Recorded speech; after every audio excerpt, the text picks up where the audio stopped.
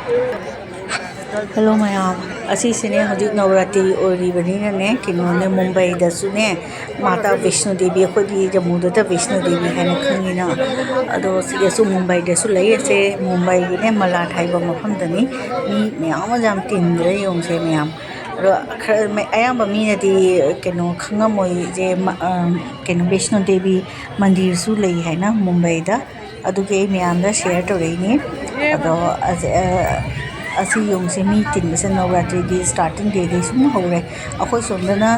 सोस्ती दे होरनी अखोई सोंदना चैत्र की बासंती पूजा हाइतारे दुर्गा पूजा मी सिसु द बासंती पूजा हाइना कौरी अखोई सिगना असिना कनो के हेता नवरात्रि स्टार्ट तो बनी मोय सोंदना नवरात्रि कना तौरी अदुने मयाम दे मयाम तीन बसे जे हमिना इना तौबनी शेयर तो रेनी सिसे मुंबई कनो से मोगी मंदिर से सुन फजबनी मंदिर जाम तिल्ली मोय नवरात्रि है दी जाम भीड़ होएबा तो वैष्णो देवी से एकदम मी जे चुमना दसुने सुन तिल्ली मी रसीदी तो माता वैष्णो देवी दिव्य धाम है सोरबा मलाट लेसी से पूर्व हदी नॉर्थ मलाट ले उन्हीं से मैं आंदा इन्हें सुन शेयर तो इन्हें सिनाई गुवाहाटी तनी बागेश्वरी टेंपल है सीसीना असे दुर्गा अगर सरस्वती लक्ष्मी मोय गेट तजी इयाबा सीसीने कोई की दिसपुर ज लई सीसे कोई लास्ट गेट की मनाकता हाइटर सुपर मार्केट के लेटर ने अदुगा दिलीप हजूरी पोत हाइदो अदुगा लई सीसीने गणेशनी अदुगा असे कोई मॉर्निंग दे चले मॉर्निंग वॉक ओइना सुम चटलबनी अदुगा सिगा महादेव के मंदिर लई सीसेसु ओम नमः शिवाय मूर्ति लई खोंगनांग पांबी अचोबा मा लई अदुगा सोन साइतना विष्णु भगवान की मूर्ति लई माने असी जगह से लोट निम केनो महादेव है नब इसिंग परेनी ए मंदिर खुदमो बने हाने की वीडियो निसी से हदी ngरang नहान की लेट अपलोड तौरे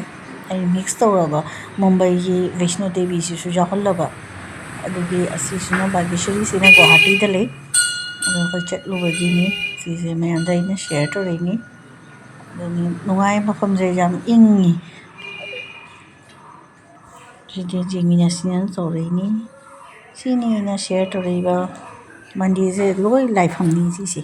लोग न जा लाई से लोई जाओ सुना बले सीसु हनुमान दे राम दरबार गायना ले सीगा गणेश लोई सुना ले रेसिगा जे मोय मानदो फाइटर संगोय हाइटर सीगा एक तो अखोदी जाम गन्ना चटलबनी ना मी के मी तिंद्रे दूसरी जो नतनी मी नत तिल्ली से दुर्गा पूजा त सुजाम चाव चाव न तौई सीगा सिगी मफम से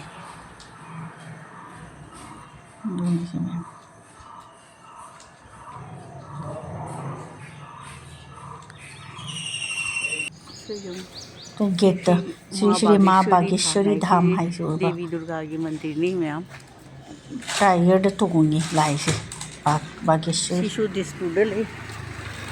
पूरा मेन दिसपुर हब हाइटर दुगनी लास्ट गेट की मनाकतनी लगी से श्री श्री माँ बागेश्वरी मंदिर है सिनी देवी माँ एक खुरम न लाए दुनिया सुम मनुंगदी आई तुम तेनु होरे खुरम में लाए से चाव न लई मो एरिया से गने दुर्गा पूजा का से चाव चाव तो बनी डेली अयुक न संडा दने खीर पी वो से खीर बन शिव फम से खदक अपनी चाव अचौब मंदिर मनी जी दुर्गा की बागेश्वरी मंदिर है महादेव से लई जगन्नाथ लोप न पोट लई हनुमान सु लई राम दरबार गायन सु लई सी मफम से अखो से मॉर्निंग वॉक सु ए तौरे मॉर्निंग वॉक तौलोरगा लाई सु खुरमना लाए उना दिन जे खरा थेंखरे हाइतारे सिगे सुम कोई दिसपुर थोखरानी ये मैम सी सु मेडिटेशन की सु जगह ले सी लंबी से अखोई सुम मरमर चली जामदी चतेबा दिलीप हुजूरी पोत है से दिसु सुपर मार्केट है तो अदुगा की गली में हाइजलिनी दिलीप हुजूरी पोत है ना दुगनी मैम हजी के खरा थे उन्हें हलको मतम सिगा गाड़ियों को यंग साइज की बदली थे पप ngata ना चपनी ने ए वीडियो को तो होदे दुगा दी लंबी से इन चिक ना खराब हो चते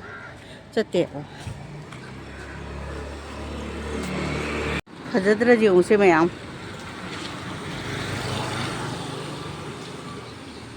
ꯑꯩꯈꯣꯏ ꯁꯤꯁꯦ ꯀꯥꯒꯣꯁ ꯐꯨꯜ ꯍꯥꯏꯌꯦꯕ ꯁꯤꯁꯦ ꯀꯥꯒꯣꯁ ꯐꯨꯜ ꯀꯧꯔꯦ ꯐꯖꯅ ꯇꯧꯔꯤꯁꯦ ꯁꯨꯝ ꯁꯤ ꯂꯝꯕꯁꯦ ꯐꯖꯩ ꯃꯌꯥꯝꯗꯣ ꯁꯤꯅꯤ ꯑꯩꯅ ꯌꯦꯡꯍꯟꯒꯦꯅ ꯇꯧꯔꯝꯃꯤꯁꯦ ꯑꯗꯨꯁꯦ ꯐꯖꯗ꯭ꯔꯗꯤ ꯑꯃꯨꯛ ꯁꯨꯃꯥꯏꯅ ꯇꯧꯅ ꯋꯥꯜꯗ ꯑꯗꯨꯝꯅꯦ ꯃꯣꯏꯅꯦ ꯂꯩꯒꯤ ꯑꯗꯨꯃꯥꯏꯅ ꯊꯝꯃꯦ ꯂꯩꯁꯤꯁꯨ ꯐꯖ ꯁꯥꯠꯂꯤ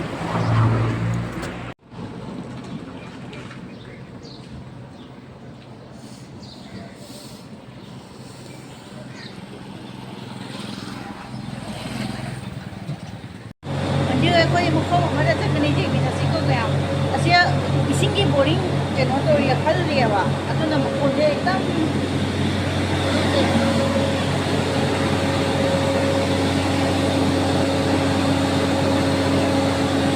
이신기 보링 겨울이 시 khẩu 레이세 시에마가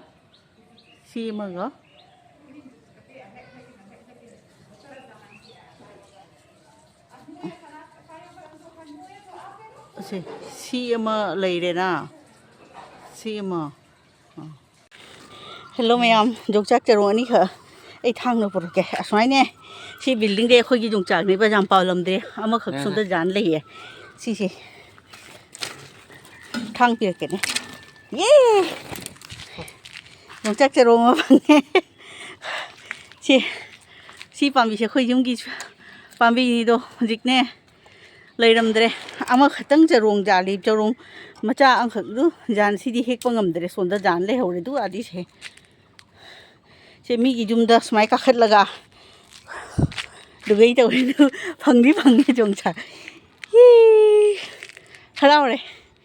ꯁꯤ ꯌꯣꯡꯆꯥꯛꯁꯦ ꯈ꯭ꯋꯥꯛꯇꯤ ꯆꯥꯎꯔꯝꯃꯦ ꯁꯤ ꯑꯊꯦꯡꯕ ꯖꯥꯠꯅꯦꯕ ꯃꯔꯨꯝꯗꯤ ꯆꯪꯉꯦ ꯌꯦꯡꯒꯦ ꯀꯌꯥ ꯃꯔꯨꯝ ꯆꯪꯉꯦꯅ ꯆꯥꯎꯗꯤ ꯆꯥꯎꯔꯦ ꯁꯤꯁꯦ ꯈꯔꯗꯤ ꯂꯧꯊꯣꯛ ꯍꯧꯖꯤꯛ ꯂꯥꯛꯏꯁꯤꯒ ꯁꯤꯅ ꯂꯐꯣꯏ ꯄꯥꯝꯕꯤꯅꯤ ꯁꯤ ꯌꯦꯡꯉꯨ ꯃꯌꯥꯝ ꯁꯤꯒꯤ ꯖꯒꯥꯁꯦ ꯄꯣꯠ ꯌꯥꯝ ꯑꯣꯏꯒꯜꯂꯤꯑꯕ ꯃꯤꯒꯤ ꯌꯨꯝ ꯁꯥꯕꯒꯤ ꯃꯊꯛꯁꯤꯒ ꯀꯥꯈꯠꯂꯒ ꯑꯩꯈꯣꯏꯒꯤ ꯌꯣꯡꯆꯥꯛꯁꯦ ꯂꯥꯝꯃꯅꯤ ꯁꯦ ꯃꯌꯥꯝ ꯁꯤ ꯄꯥꯝꯕꯤꯁꯦ ꯂꯣꯏ ꯀꯪꯉꯦ ꯑꯅꯧꯕ ꯃꯇꯣꯟ ꯆꯣꯡꯈꯠꯇꯒꯤ ꯑꯁ ꯉꯝꯃꯔꯣꯏꯅ ꯈꯜꯂꯝꯕꯅꯤ ꯉꯝꯗꯤ ꯉꯝꯃꯦ ꯐꯔꯦ ꯍꯧꯖꯤꯛ ꯀꯨꯝꯃꯒꯦ ꯍꯜꯂꯣ ꯃꯌꯥꯝ ꯑꯁꯤꯁꯤꯅꯦ ꯌꯨꯝꯒꯤꯅꯤ ꯍꯤꯡꯒꯣꯜꯒꯤ ꯐꯗꯤꯒꯣꯝꯅꯤ ꯇꯃꯥꯇꯔꯁꯤꯁꯨ ꯑꯩꯒꯤ ꯍꯤꯡꯒꯣꯜꯗ ꯄꯥꯟꯕꯗꯣ ꯑꯩꯅ ꯍꯦꯛꯑꯦ ꯍꯧꯖꯤꯛ ꯑꯁꯤꯅ ꯌꯣꯡꯆꯥꯛꯁꯤꯁꯨ ꯌꯨꯝꯒꯤꯅꯤ ꯍꯤꯡꯒꯣꯜꯒꯤꯅꯤ ꯁꯤ ꯌꯦꯡꯉꯨꯁꯤ ꯂꯣꯏ ꯍꯤꯡꯒꯣꯜꯒꯤ ꯄꯣꯠ ꯉꯥꯛꯇꯅꯤ ꯃꯌꯥꯝ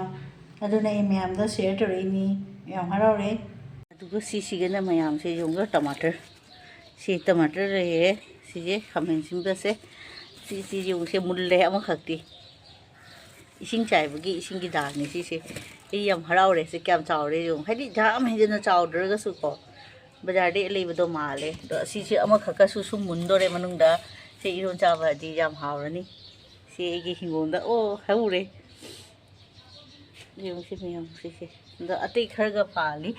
ꯁꯤꯒꯁꯨ ꯄꯥꯜꯂꯤ ꯁꯤꯒꯁꯨ ꯍꯧꯔꯤ ꯈꯔ ꯑꯗ ꯁꯤꯁꯤꯁꯨ ꯁꯤ ꯑꯃꯒ ꯑꯗ ꯁꯤꯗꯤ ꯄꯨꯔꯥ ꯃꯨꯜꯂꯦ ꯁꯤꯅꯤ ꯃꯌꯥꯝꯗ ꯁꯨꯝ ꯁꯤꯌꯔ ꯇꯧꯅꯤꯡꯅ ꯇꯧꯔꯤꯁꯦ ꯑꯩꯒꯤ ꯇꯃꯥꯇꯔ ꯍꯦꯜꯂꯣ ꯃꯌꯥꯝꯁꯤ ꯁꯖꯤꯕꯨ ꯆꯩꯔꯥꯎꯕ ꯌꯧꯔꯝꯗꯥꯏꯁꯦ ꯑꯩꯈꯣꯏ ꯌꯨꯝꯗ ꯌꯦꯡꯕꯗꯅꯦ ꯑꯩ ꯊꯥꯁꯨ ꯊꯥꯗꯅꯅꯦ ꯃꯊꯟꯇ ꯁꯤ ꯍꯧꯔꯛꯏꯕꯁꯤ ꯌꯨꯝ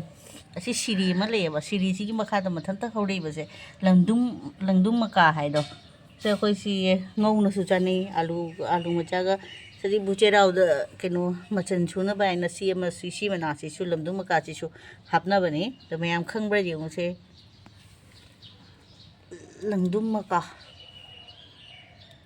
ꯁꯤꯕꯨ ꯑꯉꯛꯄ ꯅꯠꯇ꯭ꯔꯁꯦ ꯃꯊꯟꯇ ꯍꯧꯔꯤꯅꯤ ꯁꯤꯁꯦ ꯑꯩ ꯊꯥꯁꯨ ꯊꯥꯔꯨꯗꯦ ꯁꯤ ꯑꯩꯈꯣꯏ ꯆꯩꯔꯥꯎꯕꯒꯤꯗꯤ ꯃꯇꯥ ꯆꯥꯔꯦ ꯁꯤꯁꯦ ꯂꯪꯗꯨꯝ ꯃꯀꯥ ꯁꯤ ꯃꯅꯥꯁꯤ ꯌꯦꯡꯉꯨꯁꯦ ꯃꯌꯥꯝ ꯃꯨꯟꯅ ꯈꯪꯕꯤꯕ꯭ꯔꯥ ꯍꯥꯏꯅ ꯍꯜꯂꯣ ꯃꯌꯥꯝ ꯁꯨꯃꯥꯏ ꯗꯤꯞ ꯐ꯭ꯔꯥꯏ ꯇꯧꯕ ꯄꯣꯠꯇꯤ ꯐꯠꯇꯦ ꯍꯥꯏꯔꯁꯨꯅꯦ ꯅꯣꯡ ꯐꯥꯗꯣꯛꯅꯦꯅ ꯁꯨꯃꯥꯏꯅ ꯇꯧꯅ ꯄꯨꯔꯤ ꯇꯥꯏꯞꯇ ꯃꯆꯥ ꯍꯧꯔꯦ ꯑꯁꯤꯅ ꯁꯪꯒꯣꯝꯒꯤ ꯆꯥꯁꯨ ꯐꯠꯇꯦ ꯍꯥꯏꯗꯣ ꯐꯠꯇꯕ ꯄꯣꯠꯁꯤꯡꯁꯤꯅꯤ ꯍꯥꯎꯔꯤꯁꯤ ꯁꯪꯒꯣꯝ ꯆꯥꯁꯦ ꯍꯥꯎꯔꯤ ꯂꯥꯜ ꯆꯥꯅ ꯍꯦꯜꯠꯇ ꯐꯩ ꯍꯥꯏ ꯑꯗꯨꯅ ꯑꯩꯅ ꯁꯨꯝ ꯁꯤꯌꯔ ꯇꯧꯔꯤꯅꯤ ꯃꯌꯥꯝꯗ ꯁꯤꯗꯤ ꯁꯦꯞꯁꯦ ꯐꯖꯔꯕꯅꯤ ꯀꯣꯔꯛ ꯀꯣꯏꯕꯅꯤ ꯃꯌꯥꯝ ꯑꯩꯈꯣꯏꯒꯤ ꯕꯖꯥꯔꯅꯤ ꯉꯁꯤꯒꯤ ꯁꯤꯁꯦ ꯂꯩꯌꯦ ꯕꯤꯟ ꯇꯃꯥꯇꯔ ꯂꯩꯔꯦ ꯇꯃꯥꯇꯔ ꯑꯩꯈꯣꯏꯒꯤ ꯍꯧꯔꯦ ꯑꯩ ꯍꯌꯦꯡ ꯌꯦꯡꯍꯜꯂꯛꯀꯦ ꯁꯤ ꯎꯔꯤ ꯂꯩꯔꯦ ꯒꯥꯖꯔ ꯂꯩ ꯏꯁꯀ꯭ꯋꯥꯁ ꯁꯤꯅ ꯑꯥꯂꯨ ꯃꯆꯥꯁꯦ ꯀꯌꯥꯝ ꯀꯌꯥꯝ ꯄꯤꯅꯒꯦ ꯈꯪꯗ꯭ꯔꯤ ꯀꯁꯥꯔ ꯁꯣꯝꯗꯗꯤ ꯍꯣꯡꯉꯝꯃꯅꯤ ꯑꯩꯈꯣꯏ ꯒꯨꯋꯥꯍꯥꯇꯤꯗꯗꯤ ꯇꯥꯡꯉꯤ ꯁꯤꯅꯤ ꯁꯤ ꯃꯌꯥꯝ